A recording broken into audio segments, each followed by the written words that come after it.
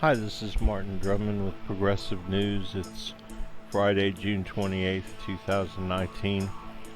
And I just want to make a couple of things clear. Uh, the war between Muslims and non-Muslims officially started today. Or not non-Muslims, Shia and Sunni, or Sunni and non-Sunni really is what it is. And that's, it actually officially started when the Syrians shelled this Turkish outpost. I don't remember if they killed any Turkish soldiers or not, but today in retaliation, and really in retaliation for the genocide upon Sunnis in this whole area, all of Syria and really Iraq too, the Sunni triangle. So in its own way, it's retaliation against the United States for the invasion of Iraq as well. Because, I've tried to avoid saying this, but the fact is, there has been a genocide against Sunni Muslims. And, generally speaking, I am all for the eradications of the way we were. I hate to sound like, the movie name, The Way We Were, but, we come from an animal past, and our whole progress is cultural progress as the human race, to me, looks like we're trying to change from being animals who slaughter each other on sight and really, you can watch all the videos on YouTube where animals get along, but generally speaking, animal culture is very violent and very competitive, survival of the fittest, all that kind of stuff, which gives capitalists the excuse for being cruel to other people, all kinds of. So what I'm saying is, cultural progress would really be, generally speaking, looked at as eradicating the old in favor of the new. Now, there are times when the new, people get things wrong, and we end up actually taking a step backwards. But generally speaking, all the stuff that, and I know we don't tend to think of culture and, well,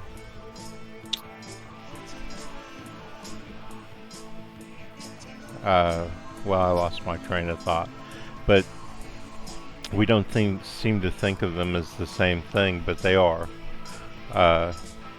So, in terms of religion, yes, I am for, stamping out. Oh, like a perfect example would be how men treat women and how it becomes part of religions. Whether it's Catholic religion or with abortion and things like that, and telling women how and when to have sex and all, and people how to do things in old ways, and that we know don't work. And we know they don't work because the reason they don't work is because we're advancing. And so as we become more advanced and we transition from the old culture to the new, like where women don't work, they stay at home and take care of the children, and so now we end up having to have daycare because we want women to work as well as men, or men and women to be treated The same, I know lots of men who stay at home and take care of the kids while the women go and work. Of course, obviously uh, there's physical realities. When women spend 9 months pregnant, they may or may not work, and we have to work all that shit out, right? Just have to work it out. We'll figure it out. But so when it comes to the Syrian civil war, what I'm saying is, yes, I agree with pressuring religions like Sunni religion and stuff like that to bring their religions into the 21st century, and not allow their religions to become a source of conflict. I mean,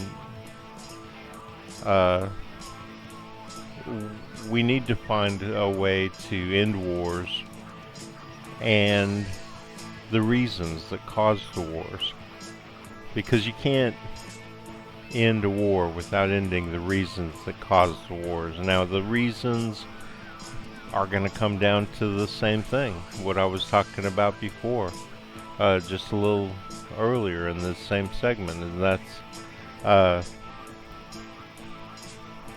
the old world, the old animal world. Basically what we're doing is we're fighting over resources, we're fighting over land, we're fighting over territorial disputes. And we need to find, we already know what the solutions to those things are. It's just we're not unwilling to implement them. And obviously one solution is birth control. I mean, obviously people spreading across the planet and causing climate change and causing pollution of the water so that we have less water or whatever, I don't even know. I mean, I'm not a scientist, but I can tell you that as people we don't invest enough into science. We don't invest enough into truly understanding. We just bumble our way forward, hoping that things will work themselves out, and I suppose they do. But it seems to me like without science, they bumble forward in very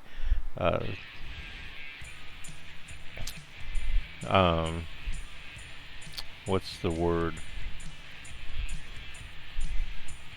People get killed, people get hurt, violent, dangerous, painful ways.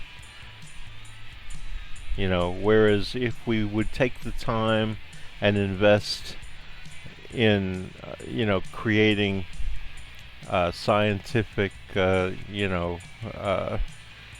putting researchers to work on understanding and then developing ways of, just like, for instance, maybe we'd have 5,000 people working in 10 buildings or 20 buildings across the globe around the world, just studying, or maybe more people than that, just studying how much food can we grow, and whether it should be cows or this or that or whatever, and how many people it will sustain, and where people should live and how people should live, whether they should recycle or whether they shouldn't recycle, all that kind of stuff. Just basically really studying the development of the human race around the globe and its impacts and all that kind of stuff. But we don't really do that. I mean, people think we do, but the truth is capitalists don't want us developing in that way. They like having total control over their power and their money over us, and they don't. When it comes down to it, they want to simply make the decisions, and they don't want anybody else interfering with it. And it results in these wars and all kinds of bad things, from crime and poverty and all kinds of. I mean, ultimately, they're responsible, right?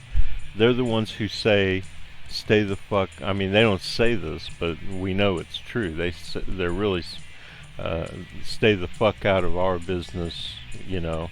And if they were honest about it, they would say, "This is our business to keep our power and keep our money and keep everybody else down, so that they can't challenge our money and our power." Right? So that's the crux of the problem. Crux of the problem. The focal point, the vortex of the problem, is them wanting to control everything and take no responsibility for all the pain and suffering that they cause. And this is the result right here. See all this?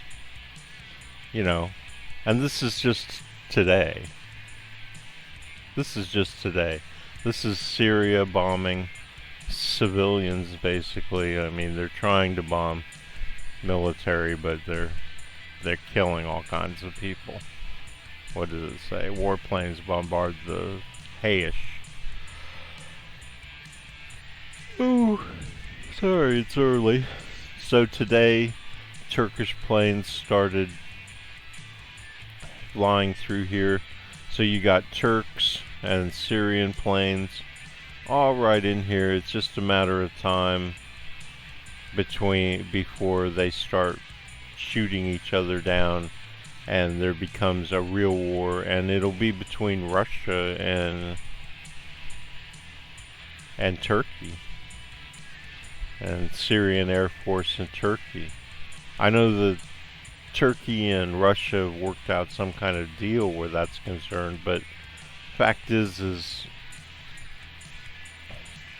and I think the Turks should have done it a long time ago, put an end to this bombing. As a matter of fact, I think that all the bombing should have been ended. I mean, allowing the United States to just bomb the shit out of... anybody who's been paying attention knows what happened in Raqqa. The United States just bombed the shit out of Raqqa. And us bombing Raqqa, us bombing in Iraq, killing nearly 1 million people, or maybe 1 million people or more, it all goes back to these same things. And that is back to like World War II, when the Bushes and their friends, they, the Germans and the Bushes, and they decided they wanted to experiment with a new kind of warfare, and that's just bombing countries, civilians out of existence. And you can read about that. You can get on the internet and you can find out about who was in charge of Strategic Air Command or the Royal Air Force, and how they decided that, I think the Germans started it. I would say the way the Germans bombed London with, this new type of warfare where you drop incendiaries and you start a city on fire, and then you drop regular bombs and it scatters the fire around. All of this, leading up to the final bombing like that, which was Dresden, where you basically did more damage than you could do with an atomic bomb. Right? So you've got this kind of bloodthirsty warfare, and to me, That's hell on earth. To me, that is truly an example of the fact that there is such a thing as good and evil. You know, when we watch a movie and it's a horror movie, we see some vicious monster that can just wipe out people, you know, with its claws and its teeth or whatever. And that's a representation, right? And whether you are religious or spiritual or atheist or agnostic or whatever you are, what you're really trying to make sense of is survival, right? I mean, it's kind of like the jungle versus, you know, a city, but we have brought the jungle to the city, right? So in the city, you have this new version of, you know, survival of the fittest in the jungle, just people fighting it out. And I would say that at the stage we're in right now, it's natural, you know. We haven't advanced. We're not truly out of the jungle. We're in the concrete jungle, right? But we are trying to figure it out, and I think we will eventually, but the sooner the better for all of us, right? So that's why progressive politics is so important. Progressive politics represents the height of that thinking. You know, how can we get away from animalism, right? Animalism is and animalism doesn't work in a modern society. So we're trying to eradicate animalism, but we may not be ready to completely eradicate it. So we need to get ready to completely eradicate it. So when we completely eradicate it, we will end just uncontrolled breeding, you know, population explosion, pollution. All those things are a product of not doing a very good job of advancing into the future, of getting away from animalism. So we will create all these different scientific expeditions into how to get away from animalism. So we will scientifically decide how many people we need to get the work done, and what kind of work needs to be done, and how it should be done, whether it should be done with money, you know, use money, don't use money, the way, you know, psychology, how people think, and all that kind of stuff. I'm not the scientist. Okay, I'm a scientist in a lot of ways. You know, I'm into all kinds of weird shit, battery technology, computers, robotics, all that kind of stuff. But I'm not going to be able to give you the answers right here and now. But you put together the right teams. I mean, how did we send somebody to the moon? We put together the right teams of people to figure out how to get, you know, a vacuum sealed compartment all the way onto the surface of the moon, and then get those people back to Earth, right? At least I hope we did. I hope it wasn't faked. I mean, I don't know. I'm not absolutely sure, but I don't think it was. I think we really did send a little capsule, as it's called, to the moon and back. Well, we have to do the same thing with this Earth, right?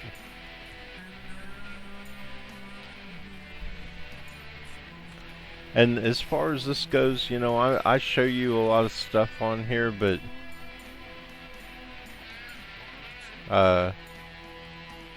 You know, this is the reality. Imagine if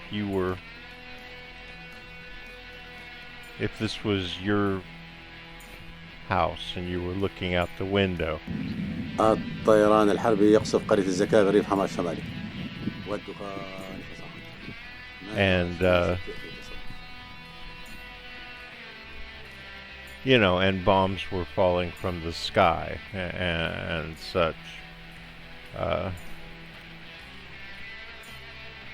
you know, people have to put themselves in other people's shoes. Okay, so I think you understand what I'm saying here, right? Um,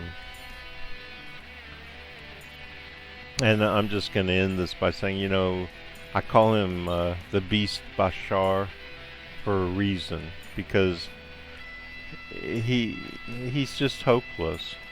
He's the worst dictator in the world. He completely ignored the fact that well,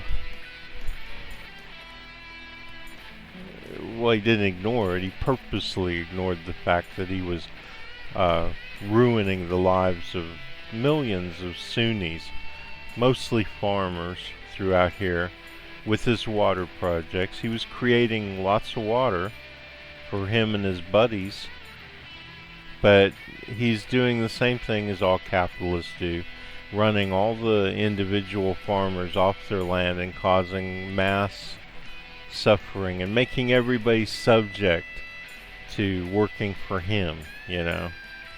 It's the way capitalism has always worked.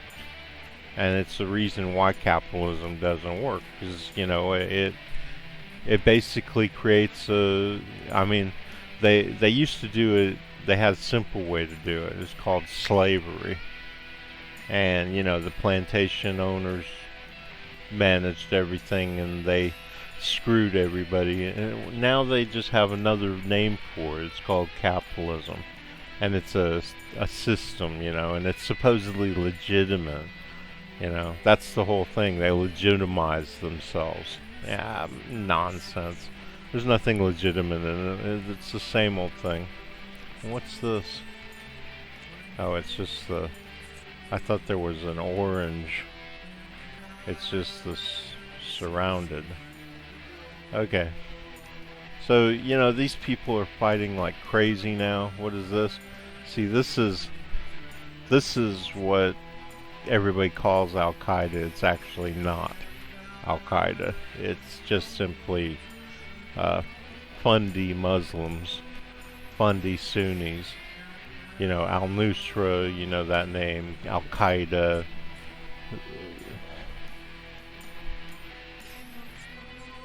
So when you get the dark green, like in here, get dark green, see, that's going to be different. Like, but they're obviously fighting close together. And you want to call them terrorists, you want to call them whatever, it's bullshit. It's just people fighting on each different sides. Violent clashes taking place on Al-Hawiz. Okay, and then this one.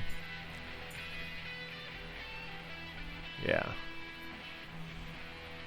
Anyway, so I hope you found this interesting. This is Martin Drummond with Progressive News. Have a nice day.